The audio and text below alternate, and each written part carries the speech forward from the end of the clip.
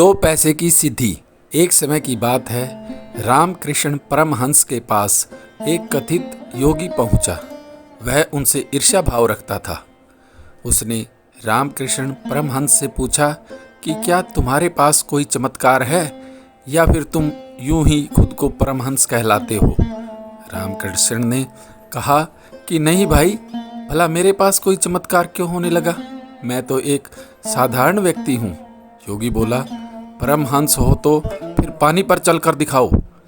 ईसा मसीह पानी पर चले थे। हनुमान ने एक छलांग में समुंदर लांघ दिया था। सामने गंगा जी बह रही है, इसके पवित्र पानी पर चलकर दिखाओ तो मैं मान जाऊंगा कि तुम परमहंस हो। रामकृष्ण ने सहज भाव से कहा कि भाई, मैं पानी पर नहीं चल सकता क्योंकि प्रभु की ऐसी इच्छा ही नहीं है। यदि उसकी ऐसी इच्छा होती तो मुझे उसने मछली बनाया होता। सृष्टा ने मुझे जमीन पर चलने वाला मनुष्य बनाया है। मैं भला उसकी इच्छा के विपरीत कैसे जा सकता हूँ। मगर मेरी स्वाभाविक जिज्ञासा है कि योगी जी, क्या आप पानी पर चल सकते हो।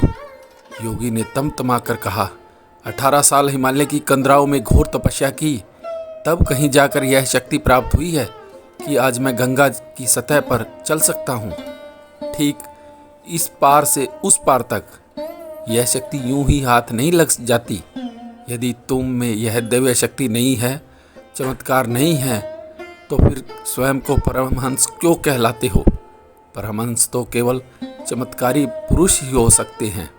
मैंने 18 साल की आराधना से यह सिद्धि प्राप्त की है। यह कहकर वह योगी अट्टहास करने लगा। रामकृष्ण ने शांत भाव से कहा, 18 साल तुमने व्यर्थ गवाए। मुझे तो जब गंगा के इस पार से उस पार जाना होता है तो मांझी को आवाज़ देता हूँ, वह नाव से मात्र 2 पैसे में गंगा पार करा देता है। तो विचार करो कि 18 साल में यदि किसी ने गंगा पर चलकर उसे पार करने की कथित सिद्धि प्राप्त कर ली है तो इस कमाई की कीमत क्या 2 पैसे से ज़्यादा है।